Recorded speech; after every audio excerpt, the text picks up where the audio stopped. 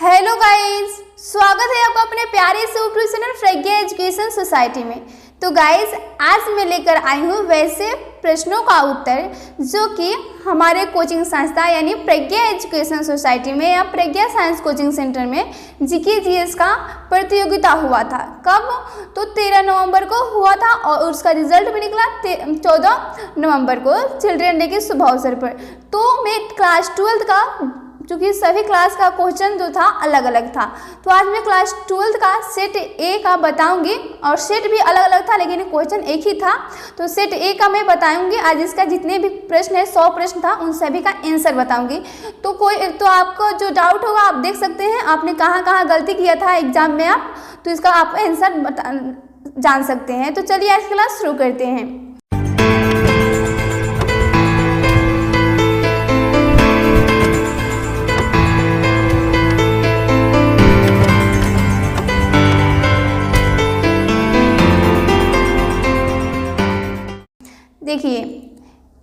देखिए फर्स्ट प्रश्न था आपके किताब से ही था, क्लास 12 के अधिकांश प्रश्न। स्थिर विद्युत क्षेत्र होता है। स्थिर विद्युत क्षेत्र क्या होता है? तो आपको मालूम होगा स्थिर विद्युत क्षेत्र संरक्षी होता है। स्थिर विद्युत क्षेत्र क्या होता है? तो वह संरक्षी होता है। इसका राइट आंसर क्या होगा? ऑप्शन नंबर ए यानी क राइट आंसर होगा, संरक्षी होता है। फिर देखिए अगला प्रश्न है, विद्युतीय क्षेत्र का मात्रक क्या होता है? विद्युतीय क्षेत्र का मात्रक क्या होता है? तो विद्युतीय क्षेत्र का मात्रक होता है वोल्ट प्रति मीटर। वोल्ट प्रति मीटर होता है, वोल्ट प्रति मीटर। ऑप्शन नंबर ख राइट होगा यानी ख। फिर देखिए अगला प्रश्न क्या है, चूंकि विद्युतीय क्षेत्र का एक और भी मात्रक होता है, मैं बता देती हूँ, न्यूटन प्रति कूलाम होता है। न्यूटन प्रति कूलाम होता है आपका ऑप्शन नंबर, लेकिन इसमें न्यूटन प्रति कूलाम तो नहीं होता है, लेकिन दूसरा मात्रक भी होता है वोल्ट प्रति मीटर। ऐसा भी आपका बुक में दिया है, न्यूटन प्रति कूलाम। फिर देखिए अगला प्रश्न क्या है, विद्युत द्विध्रुव आघूर्ण कौन सी राशि है? विद्युत द्विध्रुव आघूर्ण एक प्रकार की सदिश राशि है। विद्युत द्विध्रुव आघूर्ण सदिश राशि है आपका ए राइट आंसर होगा क, यानी विद्युत द्विध्रुव आघूर्ण क्या है? सदिश राशि है। नेक्स्ट है, मानव ने सर्वप्रथम कौन सा अनाज उपजाया था? मानव ने सबसे पहले अनाज में कौन सा अनाज उपजाया था? तो मानव ने सबसे पहले गेहूं और जौ उपजाया था। ऑप्शन नंबर आपका घ राइट होगा, गेहूं और जौ उपजाया था। ऑप्शन नंबर घ। नेक्स्ट है, सर्वाधिक हल्की गैस कौन है? यानी सबसे हल्का गैस कौन होता है? तो आप जानते हैं सबसे हल्का होता है हीलियम। ऑप्शन नंबर ख राइट होगा, हीलियम। फिर देखिए नेक्स्ट प्रश्न क्या है, नोबेल पुरस्कार के संस्थापक अल्फ्रेड नोबेल का जन्म कहाँ हुआ था? नोबेल पुरस्कार जो दिया जाता है तो उसका जो संस्थापक है अल्फ्रेड नोबेल, तो उनका जन्म कहाँ हुआ था बताना है। तो उनका जन्म हुआ था, ऑप्शन है इंग्लैंड में, जर्मनी में, स्वीडन में, नॉर्वे में। तो इसका राइट आंसर होगा ग यानी स्वीडन में हुआ था, स्वीडन में। नेक्स्ट है, विद्युत फ्लक्स का मात्रक क्या होता है? विद्युत फ्लक्स का मात्रक बताना है। तो विद्युत फ्लक्स का मात्रक होता है वोल्ट मीटर। ऑप्शन नंबर ख राइट होगा, वोल्ट मीटर, वीएम जिसे बोलते हैं आप, वोल्ट मीटर होता है। इसका एक अन्य मात्रक भी होता है क्या? न्यूटन मीटर का स्क्वायर प्रति कूलाम। न्यूटन मीटर का स्क्वायर प्रति कूलाम होता है विद्युत फ्लक्स का मात्रक, अन्य मात्रक। लेकिन इसका यहाँ पर ऑप्शन क्या है? Volt meter. ऑप्शन नंबर आपका ख राइट होगा। फिर देखिए अगला प्रश्न क्या है, विद्युत आवेश का मात्रक होता है। तो विद्युत आवेश का मात्रक तो आप जानते हैं कूलाम होता है। ऑप्शन नंबर क राइट होगा, कूलाम, सी। फिर देखिए नेक्स्ट है, ईवी यानी इलेक्ट्रॉन वोल्ट किसका मात्रक है? इलेक्ट्रॉन वोल्ट किसका मात्रक है? तो इलेक्ट्रॉन वोल्ट आपका ऊर्जा का मात्रक है, ऊर्जा का। ऑप्शन नंबर क राइट होगा, ऊर्जा का मात्रक है इलेक्ट्रॉन वोल्ट। फिर देखिए अगला प्रश्न क्या है, बैरोमीटर से क्या मापा जाता है? बैरोमीटर से क्या मापा जाता है बताना है। तो बैरोमीटर से आप जानते हैं दबाव, जो प्रेशर होता है उसे मापा जाता है। ऑप्शन नंबर ग राइट होगा, दबाव। फिर देखिए नेक्स्ट प्रश्न है आपका 11 नंबर, किसी संधारित्र की धारिता की प्रकृति किस पर निर्भर करती है? किसी संधारित्र की धारिता की प्रकृति जो होती है, संधारित्र की धारिता की प्रकृति वो किस पर निर्भर करती है? तो वह क्षेत्रफल पर निर्भर करती है। ऑप्शन नंबर ग राइट होगा, क्षेत्रफल पर निर्भर करती है। नेक्स्ट है, विश्व पर्यावरण दिवस कब मनाया जाता है? तो विश्व पर्यावरण दिवस 5 जून को मनाया जाता है। ऑप्शन नंबर घ राइट होगा, 5 जून। नेक्स्ट है, सांस लेने में उपयोग किया जाता है। सांस लेने में देखिए क्या क्या ऑप्शन दिया है, CO2, CO O2 और O3। तो CO2 तो नहीं होगा कार्बन डाइऑक्साइड, और O भी नहीं होगा क्योंकि O एक तत्व है। O2 जो आपका यौगिक है और यह हम सांस लेने में उपयोग करते हैं ऑक्सीजन का। O3 तो आपका ओजोन का सूत्र है, तो ऑप्शन नंबर क्या राइट होगा, O2। फिर देखिए नेक्स्ट क्या है, पृथ्वी का विद्युत विभव होता है। पृथ्वी का विद्युत विभव क्या होता है, देखिए तो पृथ्वी का विद्युत विभव अगर धनात्मक और ऋणात्मक नहीं हो सकता है, क्योंकि हम पृथ्वी पर हैं, तो अगर धनात्मक या ऋणात्मक कुछ होगा तो हम इस पर नहीं रह सकते हैं, इसलिए पृथ्वी का विभव क्या शून्य होता है। ऑप्शन नंबर क राइट होगा, शून्य होता है, शून्य। फिर देखिए नेक्स्ट है, सेल का विद्युत वाहक बल मापा जाता है। तो जो सेल का विद्युत वाहक बल होता है उसे विभव मापी से मापा जाता है, विभव मापी से। ऑप्शन नंबर घ राइट होगा। फिर देखिए वोल्ट मीटर से विभवांतर मापा जाता है, या विद्युतवाहक बल जिसे ई से सूचित किया जाता है, या आपका विभव मापी से मापा जाता है। ओके, कितने बच्चा वोल्ट मीटर को मतलब आपको होगा मालूम। फिर देखिए अगला प्रश्न क्या है, 1 एम्पियर किसके बराबर होता है। 1 एम्पियर किसके बराबर होता है, तो 1 एम्पियर 1 कूलाम प्रति सेकेंड के बराबर होता है, 1 कूलाम प्रति सेकेंड के बराबर होता है। ऑप्शन नंबर ग राइट होगा। नेक्स्ट है, ऑस्ट्रेलिया की राजधानी है। ऑस्ट्रेलिया की राजधानी कहाँ है, सिडनी, मेलबोर्न, पर्थ, कैनबरा। तो ऑस्ट्रेलिया की राजधानी है कैनबरा। ऑप्शन नंबर घ राइट हुआ, कैनबरा। नेक्स्ट है, बिहार घिरा है। देखिए ऑप्शन क्या दिया है, बिहार घिरा है कितने राज्यों से, 3 राज्यों से, 4 राज्यों से, 5 राज्यों से या 6 राज्यों से। तो बिहार जो है 3 राज्यों से घिरा है। ऑप्शन नंबर क राइट होगा। नेक्स्ट है, भारी मशीन निर्माण प्लांट कहाँ अवस्थित है। भारी मशीन निर्माण प्लांट कहाँ अवस्थित है, तो इसका राइट आंसर होगा ऑप्शन नंबर घ, रांची में अवस्थित है। कहाँ, तो रांची में अवस्थित है। फिर देखिए अगला प्रश्न क्या है, एम्पियर घंटा किसका मात्रक है। एम्पियर घंटा किसका मात्रक है, तो एम्पियर घंटा आवेश का मात्रक है। ऑप्शन नंबर ख राइट होगा। नेक्स्ट है, निम्न में से कौन आयनिक ठोस है। देखिए ऑप्शन है बर्फ। बर्फ तो आपका आयनिक ठोस नहीं है, वो क्या है, आणविक ठोस है, आणविक जो अणु के रूप में रहता है। नेक्स्ट है फिर ख, नमक। तो नमक का सूत्र क्या होता है, देखिए आप इस तरह मार सकते हैं कि नमक भी नहीं हो सकता है, लेकिन नमक होता है NaCl। नमक का सूत्र होता है NaCl। और आयनिक ठोस किसे बोलते हैं, जो आयनों से मिलकर बना होता है, यानी धनात्मक और ऋणात्मक आयन के मिलने से बना होता है। तो जब आप इसे तोड़िएगा, इस पर मतलब विद्युत धारा प्रवाहित कीजिएगा, तो आपका Na+ और Cl- में टूटता है, यानी यह क्या आयनिक सेल है, यह आयनिक सेल है, इस तरह से आपका टूटता है, तो आपका आयनिक सेल है। तो आपका ऑप्शन नंबर ख राइट होगा। धातु एवं मिश्र धातु आयनिक सेल नहीं है, या क्या, यह आपका धातु से ठोस है।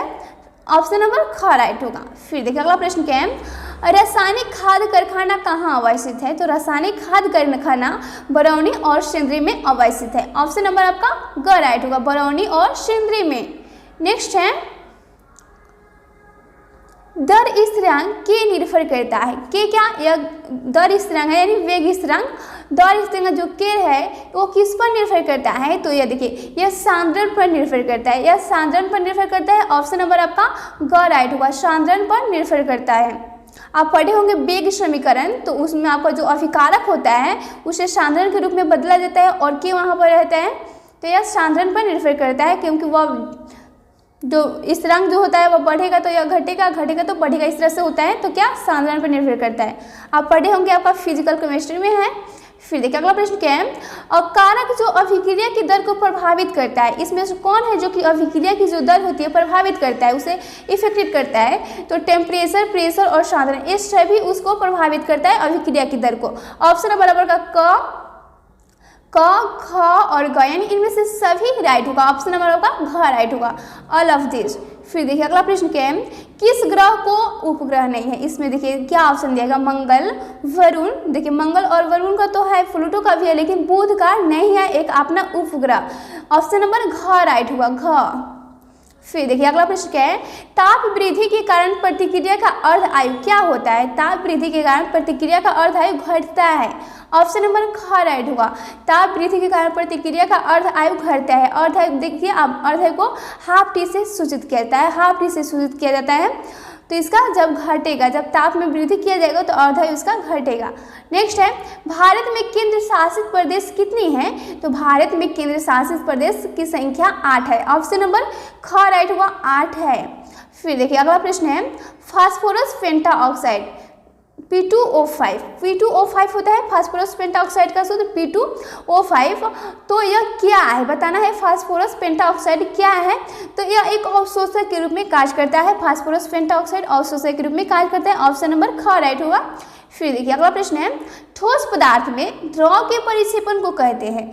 ठोस पदार्थ में द्रव के परिक्षेपण को क्या कहते हैं? तो आप पढ़े होंगे फिजिकल केमिस्ट्री में जेल के बारे में, सॉल्ट, जेल, पाइस, ये सभी के बारे में पढ़ाई हुआ होगा। तो जेल का परिभाषा लिखे होंगे कि ठोस पदार्थ में द्रव के परिक्षेपण को हम जेल बोलते हैं, पाइस नहीं बोलते हैं। पाइस में दोनों जो होता है परिक्षेपण माध्यम और परिक्षेपित प्रवस्था, वो दोनों द्रव में ही होता है। जैसे कि आप दूध को ले लीजिए, दूध में होता है, तो ऑप्शन नंबर का ख राइट होगा, जेल होगा, जेल।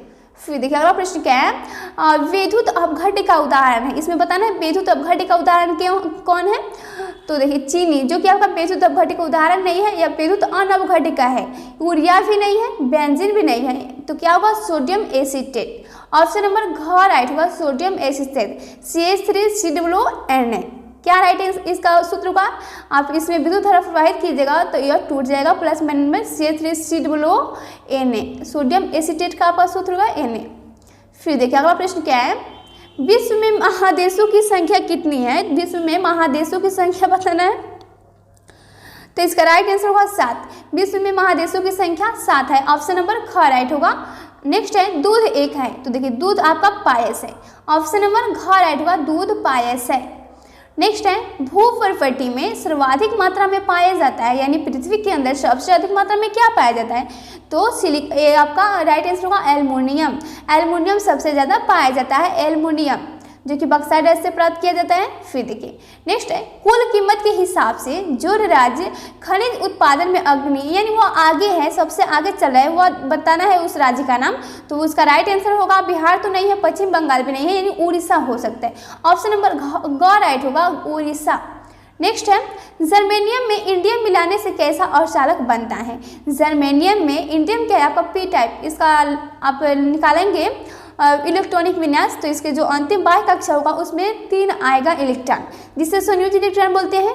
तो जो लास्ट वाला होता है वही तो किसी तत्व से क्रिया कर सकता है। तो पी टाइप की परिभाषा क्या होता है, जब किसी अर्धचालक में त्रिसंयोजी तत्वों को मिलाया जाता है तो उसे पी टाइप बोलते हैं। तो इंडियम आपका पी टाइप है और जर्मेनियम एक अर्धचालक है। इसका राइट आंसर क्या होगा, पी टाइप अर्धचालक प्राप्त होगा, पी टाइप। ऑप्शन नंबर क राइट होगा, जब जर्मेनियम में इंडियम मिलाया जाता है तो पी टाइप अर्धचालक बनता है। ऑप्शन नंबर क राइट होगा। नेक्स्ट है, निम्न में से कौन रबी फसल नहीं है। देखिए इसमें आप प्रश्न को अच्छी तरह से पहले पढ़िए फिर उसका जवाब दीजिए।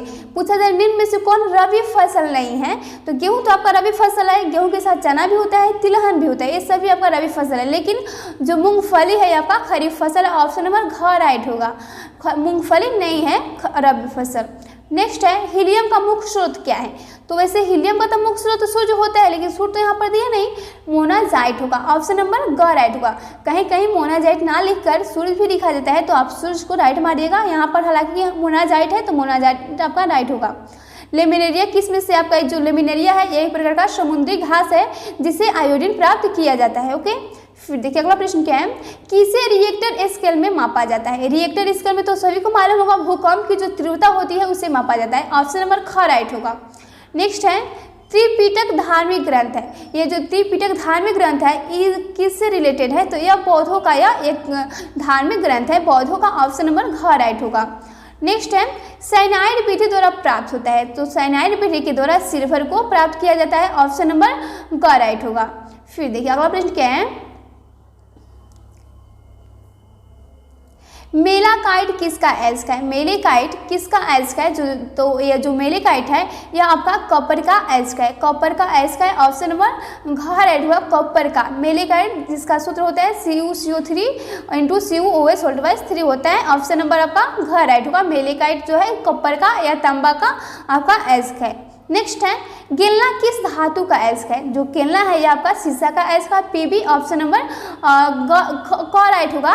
गेलना का सूत्र होता है PbS। PbS होता है जो कि आपका PbS होता है आपका, PbS होता है आपका गेलना का सूत्र। गेलना इसे बोलते हैं, हम इसी को गेलना बोलते हैं। ओके, जो कि आपका शीशा का या एल्स का है। फिर देखिए अगला प्रश्न है, नाइट्रस ऑक्साइड होता है। आप जानते हैं नाइट्रस ऑक्साइड को लाफिंग गैस बोलते हैं, हंसाने वाली गैस। तो यह जो होता है यह उदासीन होता है, या नेचुरल होता है यानी उदासीन होता है, या अम्लीय या क्षारीय नहीं होता है, या उदासीन होता है। इसलिए व्यक्ति को इतना हंसी आता है जब इस गैस को सूंघ लेता है गलती से। तो ऑप्शन नंबर ग राइट होगा। नेक्स्ट है, प्याज का कौन सा भाग खाया जाता है? तो प्याज का जो तना होता है उसे खाया जाता है। ऑप्शन नंबर ख राइट होगा। ख, ऑप्शन नंबर ख, तना को खाया जाता है। नेक्स्ट है, आँख का कौन सा भाग रंगीन होता है? तो जो आँख का आइरिस होता है, आइरिस वह रंगीन होता है जहाँ से प्रकाश आँख में प्रवेश करता है, और ठीक इसके बीच वाले भाग को प्यूपिल यानी पुतली, प्यूपिल यानी क्या होता है? पुतली। ऑप्शन नंबर आपका क राइट होगा, आइरिस। अगला प्रश्न है, शीतलक पेय, शीतलक पेय यानी कोल्ड ड्रिंक, कोल्ड ड्रिंक बनाने के लिए कौन सी गैस का प्रयोग किया जाता है? तो उसमें कार्बन डाइऑक्साइड गैस भरा जाता है। ऑप्शन नंबर क राइट होगा, क, CO2। अगला प्रश्न है, इनमें से कौन सा प्राकृतिक रेशा है? क्या नायलॉन है, ऊन है, रेयन है, या ब्रायलन है? तो इसका राइट आंसर होगा ऊन है। ऊन जो है आपका प्राकृतिक रेशा है और इन सभी को कृत्रिम रूप से बनाया गया है। ओके, फिर देखिए अगला प्रश्न क्या है, विटामिन डी सबसे अधिक कहाँ से मिलता है? तो विटामिन डी जो होता है सबसे अधिक सूर्य के प्रकाश से मिलता है। ऑप्शन नंबर घ राइट होगा। अगला प्रश्न है, भारत में न्यूक्लियर रिएक्टर कहाँ अवस्थित है? न्यूक्लियर रिएक्टर कहाँ अवस्थित है? तो आपका कलपक्कम में अवस्थित है। ऑप्शन नंबर ग राइट होगा। नेक्स्ट है, सूर्य के प्रकाश का कितना प्रतिशत पौधे प्रयोग करते हैं? तो आप बायो में पढ़े होंगे, लिंडमैन नामक वैज्ञानिक ने 1942 इसमें बताया था कि जो जितने भी पेड़ पौधे होते हैं 10% ऊर्जा का स्थानांतरण वो करते हैं, और ठीक उतना ही वो प्रयोग भी करते हैं सूर्य के प्रकाश का। तो इस यहाँ पर 10 ओनली तो 10 नहीं दिया है, लेकिन 8 to 10 दिया गया है। ऑप्शन नंबर क राइट होगा, 8 से 10% तक करते हैं। ओके, ऑप्शन नंबर क राइट होगा। अगला प्रश्न है, जर्मन सिल्वर में सिल्वर की प्रतिशत मात्रा है, कितना प्रतिशत रहता है? बताना है कि जर्मन सिल्वर में सिल्वर की प्रतिशत मात्रा कितना है? तो वो है आपका 20% है। ऑप्शन नंबर क राइट होगा। नेक्स्ट है, कौन सा विटामिन पानी में घुलनशील होता है? तो देखिए, पानी में घुलनशील विटामिन होता है ए और बी, और वासा में घुलनशील विटामिन होता है ए, डी, ई, के। तो देख लीजिए यहाँ पर कौन का है। देखिए, कौन सा विटामिन पानी में घुलनशील होता है? ऑप्शन है ए, और ख में है आपका बी, और ग में है डी, और घ में है के। तो इसका राइट आंसर होगा ऑप्शन नंबर ख यानी बी। बी जो है आपका पानी में घुलनशील है, और जो वास्तव में होता है एडेक यानी ए, डी, ई और के होता है। और जो सी होता है आपका सी और बी, वो आपका होता है आपका पानी में घुलनशील होता है। ऑप्शन नंबर बी राइट होगा। बी दिया गया, विटामिन बी है आपका। फिर देखिए अगला प्रश्न क्या है, विटामिन ए की कमी से कौन सा रोग होता है? तो विटामिन ए की कमी से तो रतौंधी होता है, सभी को मालूम है। ऑप्शन नंबर ख राइट होगा। नेक्स्ट है ग्लूकोज है, तो ग्लूकोज का सूत्र क्या होता है पहले आप जानिए। C6H12O6 होता है। तो C6 को क्या बोलते हैं? हम हेक्सा बोलते हैं। हेक्सा आप पढ़े होंगे, meth, eth, pro, but, pent, hex, hept, oct, non, dec. तो इसी तरह आप इसका पहले सूत्र मालूम होगा तो आप अच्छी तरह समझ। C6H12 इसका ग्लूकोज का सूत्र होता है, और O6 होता है, यानी क्या 6 पर है। तो आपका राइट आंसर क्या होगा? ऑप्शन नंबर घ, हेक्सोज, हेक्सोज बोलते हैं। फिर देखिए अगला प्रश्न क्या है, एंजाइम क्या है? एंजाइम क्या होते हैं? तो एंजाइम होते हैं आपका प्रोटीन। ऑप्शन नंबर ग राइट होगा। नेक्स्ट है, तुलसीदास के बचपन का क्या नाम था? तो तुलसीदास के, आप जानते हैं तुलसीदास किसके भक्त थे? तो राम जी के भक्त थे। वे राम का नाम लेकर ही अपना पेट भरा करते थे, मतलब वो बहुत ही अपना जीवन राम पर न्यौछावर किए थे, राम जी पे। इसका राइट आंसर होगा, क्यों? वो जब उनका जन्म हुआ था तुलसीदास का, उनकी माता का नाम था हुलसी और उनका नाम तुलसीदास। तो जब उनका जन्म हुआ तो वो जब जन्म लिए तो उनके मुंह से निकला राम। राम जैसे बच्चा रोता है तो उन्होंने रोया तो राम के रूप में, मतलब राम का नाम लेकर रोया, तो राम बोला। बचपन में उन्हें राम बोला के नाम से जाना जाता है। उन्होंने राम बोला था, राम बोला, तो उनके बचपन का नाम क्या है? राम बोला। ऑप्शन नंबर आपका क राइट होगा, राम बोला। नेक्स्ट है, भक्तमाल किसकी रचना है? भक्तमाल ये आपका नाभादास की रचना है, जिसमें उन्होंने कबीर और सूरदास के बारे में बताया है। ऑप्शन नंबर आपका क राइट होगा। फिर देखिए अगला प्रश्न क्या है,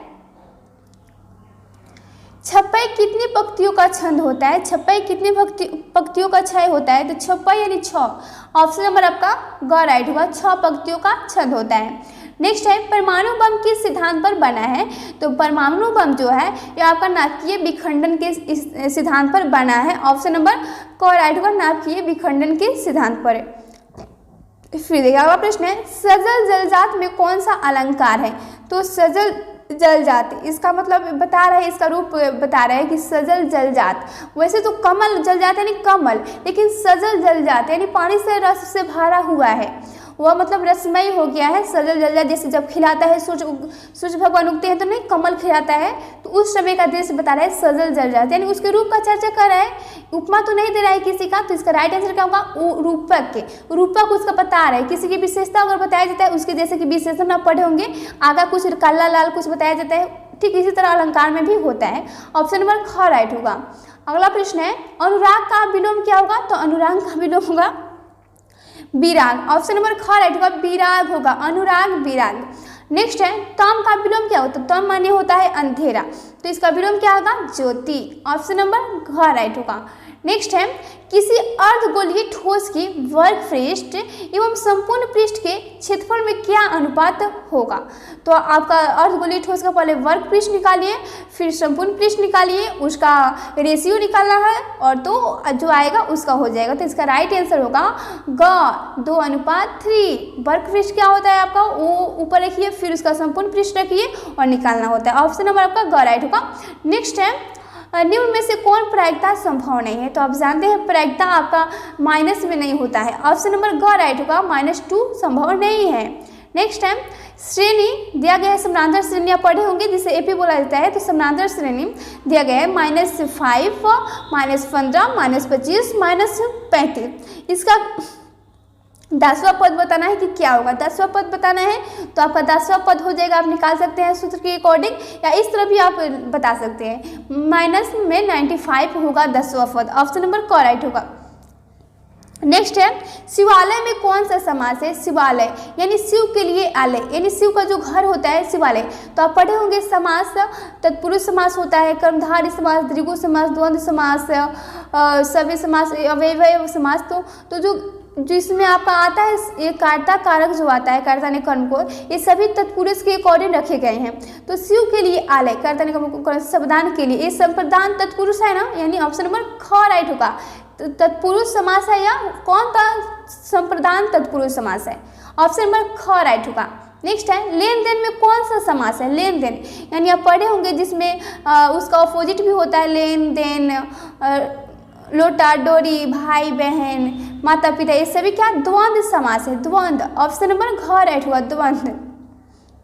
नेक्स्ट है, हाथ खींचना मुहावरे का सही अर्थ क्या है? हाथ खींचना यानी आप किसी दल में है उसमें से हट गए तो वो है हो गया आपका हाथ खींचना, यानी उससे अलग होना। तो अलग होना ऑप्शन नंबर आपका ग राइट होगा, अलग होना इसका अर्थ होगा। फिर देखिए नेक्स्ट है, रामचरितमानस की रचना किसने किया था? तो तुलसीदास ने रामचरितमानस की रचना किया था। किस भाषा में? तो ब्रज भाषा में किया, नहीं अवधी भाषा में उन्होंने किया था। अवधी भाषा में रामचरितमानस की रचना किया था। सूरसागर की रचना आपका ब्रज भाषा में हुआ है। फिर देखिए अगला प्रश्न क्या है, आलू में पाया जाता है? तो आलू में कार्बोहाइड्रेट सभी को मालूम है, कार्बोहाइड्रेट पाया जाता है आलू में। नेक्स्ट है, फिर देखिए आपका नेक्स्ट क्या है, देखिए किधर गया, इधर है।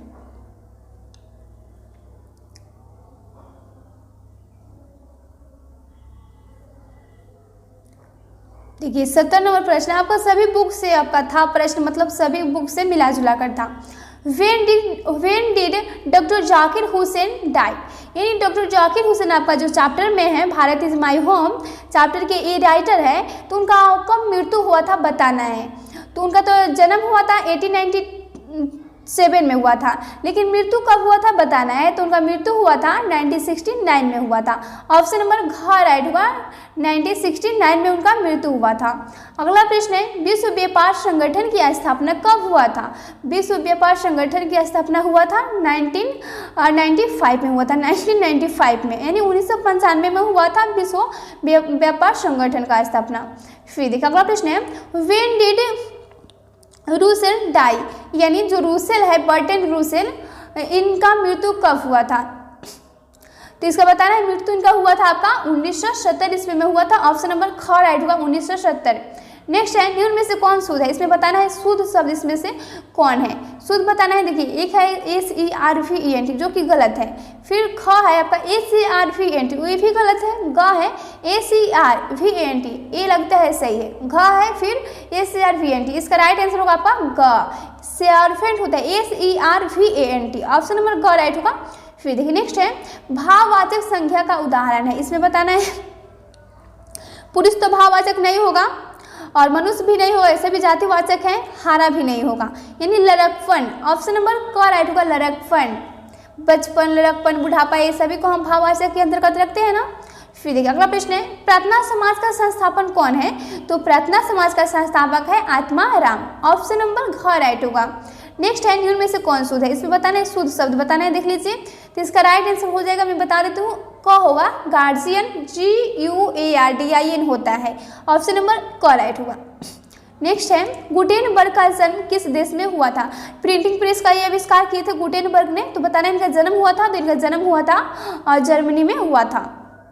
नेक्स्ट है प्रथम लॉकडाउन भारत में कब लगा था, सबसे पहले लॉकडाउन किस तिथि को लगा था, तो 24 मार्च को लगा था, ऑप्शन नंबर ख राइट होगा। नेक्स्ट है हाल ही में गुजरात के मोरबी में कैसा हादसा हुआ है, तो हाल ही में गुजरात के मोरबी में पुल हादसा हुआ है, ऑप्शन नंबर क राइट होगा, पुल हादसा हुआ है क्या, तो पुल हादसा। नेक्स्ट है Johnson's only son was, Johnson का जो सन है ये आपका द अर्थ चैप्टर से लिया गया है, तो उनके सन का नाम क्या था, तो बेंजी नाम था, ऑप्शन नंबर क राइट होगा बेंजी।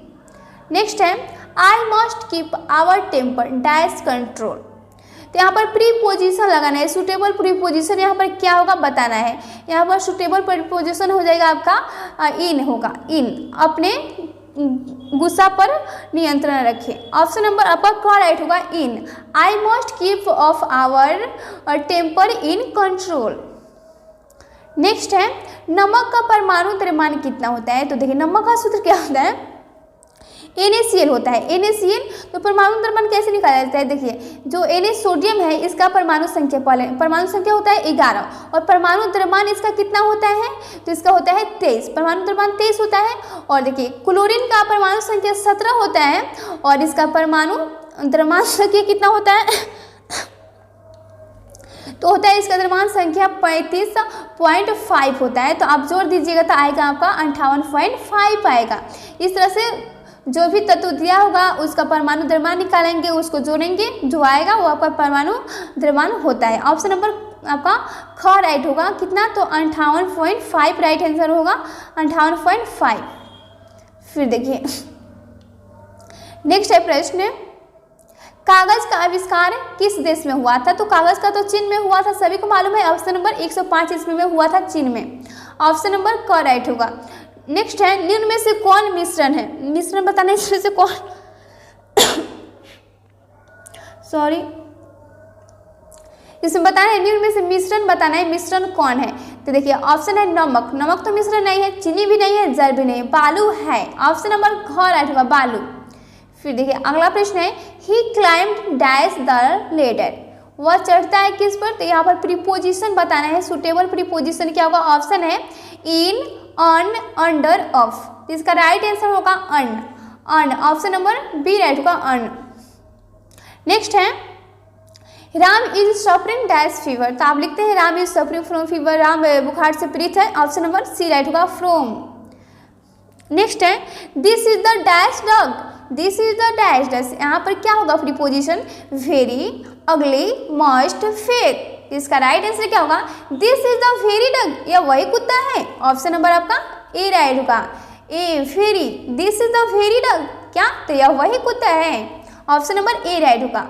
अगला प्रश्न है Saroj jumps dash the way, तो आप जानते हैं जिसमें मोशन का भाव होता है वहाँ पर क्या देते हैं, इनटू, इन नहीं इनटू देते हैं, यानी उसके शरीर में मोशन हो रहा है ना, सरोज जम्प से इनार में कूद रहा है, ऑप्शन नंबर आपका क्या राइट आंसर होगा, B, Saroj jumps into the well.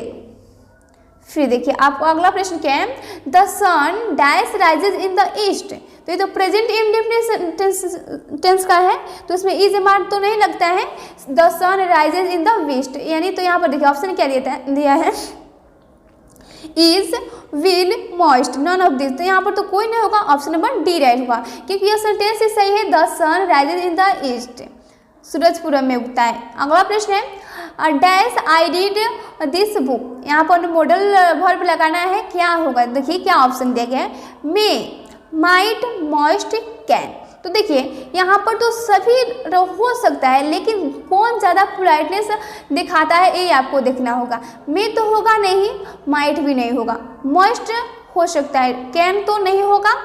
तो आपका राइट आंसर क्या होगा? Must I read this book. हमें इस पुस्तक को जरूर पढ़ना चाहिए। ऑप्शन नंबर आपका सी राइट होगा, मस्ट। अगला प्रश्न है कॉट एक्स का समाकलन क्या होगा? बताना है। देखिए इसमें मैथ भी था और इसके एक्स्ट्रा में बायोलॉजी था, जिनका बायोलॉजी वो भी बायोलॉजी मारेंगे और मैथ वाला मैथ। तो कॉट एक्स का बताना है, इसका समाकलन क्या होगा? तो इसका राइट आंसर होगा आपका ऑप्शन नंबर का कॉट एक्स का इंटीग्रेशन यानी समाकलन होता है log sine x. Option number ग राइट होगा, लॉग साइन एक्स। देखिए बायोलॉजी में अथवा में था प्रश्न शुक्राणु किससे प्राप्त होता है? तो शुक्राणु स्पर्म जो होता है वह मेल से प्राप्त होता है यानी नर से प्राप्त होता है। ऑप्शन नंबर ग राइट होगा। अगला प्रश्न है कौशिक एक्स का अवकलन बताना है। कौशिक एक्स का अवकलन क्या होगा? तो इसका राइट आंसर होगा ऑप्शन नंबर ख minus cosec x into cot x. क्या होगा कौशिक एक्स का अवकलन? तो इसका अवकलन होगा minus cosec x into cot x. Option number आपका ख राइट होगा। और देखिए अथवा में बायोलॉजी है, तो बायोलॉजी में क्या देखा है, मनुष्य के अंडाणु पूछा जा रहा है। एगो अंडाणु में क्रोमोसोम की संख्या कितनी होती है? तो आप हबराई में 46 नहीं मारेंगे, यहाँ पर एक युग्मक की बात हो रही है, एक युग्मक यानी जाइगोट की बात नहीं हो रही। ओनली अंडाणु और शुक्राणु होता है ना, तो ओनली अंडाणु में होता है आपका 23 जोड़ा, और जब इनमें फर्टिलाइजेशन होता है तो वहाँ पर होता है 46। ओके, ऑप्शन नंबर यहाँ पर 23 जोड़ा नहीं, ओनली 23 होगा। ऑप्शन नंबर ख राइट होगा। ओके, फिर देखिए अगला प्रश्न क्या है, यदि x अनुपात दिया गया y इक्वल 5:3 और 2:x इक्वल 10:21 है तो y का मान कितना होगा बताना है। तो आप जब इसे सॉल्व कीजिएगा तो y का मान आपका आएगा 63/25। ऑप्शन नंबर क राइट होगा, 63/25 होगा। अगला प्रश्न है एक क्रिकेट खिलाड़ी 5 खेलों में क्रमशः 72, 50, 18, 301 एवं 7 रन बनाए तो उसका औसत स्कोर क्या होगा? तो देखिए आप इन सभी को जोड़कर 7 और जितना है अंक 1, 2, 3, 4, 5 से भाग दीजिएगा तो आपका आएगा 89.6। ऑप्शन नंबर आपका क राइट होगा। फिर देखिए अगला प्रश्न क्या है, और 14 एवं 26 का समानांतर माध्य क्या होगा? बताना है 14 एवं 26 का समानांतर माध्य क्या होगा? तो 14 और 26 जोड़ दीजिए आपका आएगा 40, 40 का 20 होगा। ऑप्शन नंबर आपका क राइट होगा, क। फिर देखिए बायोलॉजी में अथवा में है भ्रूणपोष में गुणसूत्रों की संख्या होती है। तो भ्रूणपोष में गुणसूत्र की संख्या होती है 3n। जब द्वि फर्टिलाइजेशन कराया जाता है, द्वि संकरण की क्रिया पेड़ पौधों में होती है तो उस समय भ्रूणपोष बनता है। जो भ्रूणपोष बनता है वह त्रिगुणित हो जाता है, त्रिगुणित। ऑप्शन नंबर आपका क राइट होगा, 3n। नेक्स्ट है, फिर देखिए आपका क्या है नेक्स्ट, 10 वर्ष पहले सुमंत की आयु दीपक की आयु से 4 गुना थी। 10 वर्ष बाद सुमंत की आयु दीपक की आयु की 2 गुनी होगी तो सुमंत का वर्तमान आयु बताएं। तो इसमें आप क्या कीजिएगा, x और y मान लीजिएगा दोनों का आयु, और उसमें आपका 4 गुना का रहता है तो गुना हो जाएगा। इस तरह से आप निकालिएगा, 2 समीकरण आएगा, दोनों समीकरण को सॉल्व कीजिएगा तो आपका राइट आंसर आएगा 50 वर्ष, और सुमंत का वर्तमान आयु होगा आपका 50 वर्ष। ऑप्शन नंबर ख राइट होगा। अगला प्रश्न है अनिषेचित फल है, इसमें अनिषेचित फल कौन है? तो केला होगा। ऑप्शन नंबर ख राइट होगा, केला। नेक्स्ट है 20 मित्र परस्पर हाथ मिलाते हैं तो हाथ मिलाने की कुल संख्या क्या होगा? तो 20 मित्र परस्पर हाथ मिलाते हैं तो हाथ मिलाने की कुल संख्या आपका इनमें से कोई नहीं होगा। ऑप्शन नंबर घ राइट होगा, इनमें से कोई नहीं, क्योंकि 20 में आप 19 से गुना कीजिए तो 380 इसका आएगा, 380, क्योंकि 20 मित्र है तो उसमें से तो एक 19 हाथ मिला रहा है तो 20 इंटू आप 19 कीजिएगा तो कितना आएगा आपका 9 दूना 18 यानी आपका 19 दूना 38 यानी 3 से आपका 80 आएगा, जो कि ऑप्शन में नहीं है। ऑप्शन नंबर आपका घ राइट होगा, इनमें से कोई नहीं। नेक्स्ट है 2 संख्याएं 1:2 के अनुपात में है। यदि दोनों संख्याओं में 3 बढ़ा दिया जाए तो अनुपात 3:5 हो जाता है। संख्याएं बताएं। तो इसे भी आप अंश और हर x y मानिएगा, उसमें 3 जोड़िएगा, 2 समीकरण आएगा, निकालिएगा तो आपका जो संख्या आएगा वो आएगा आपका x y का मान 6 और 12 आएगा। ऑप्शन नंबर ख राइट होगा। फिर देखिए अब आपका लास्ट प्रश्न है 100। सरल ब्याज की जिस दर से कोई राशि 20 वर्षों में चौगुना हो जाती है वह दर है। सरल ब्याज निकालिएगा simple instant P × R × T से आप इस सूत्र से, तो जो दर आएगा वो आपका राइट आंसर होगा 15% आएगा। ऑप्शन नंबर क राइट होगा।